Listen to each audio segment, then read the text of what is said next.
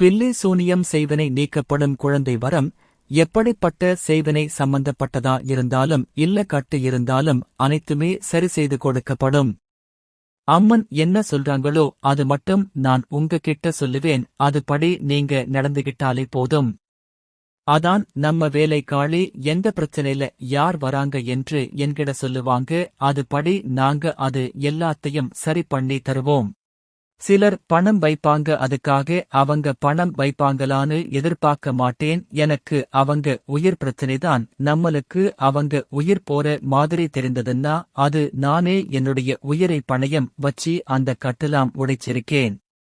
இந்த அம்மாட்டு வந்தாங்கன்னா கண்டிப்பா ஒரு தீர்வு கிடைக்கும். இந்த அம்மனை நீங்க வேண்டிக்கிட்டா அனைத்து பிரச்சனையும் சரியாகும்.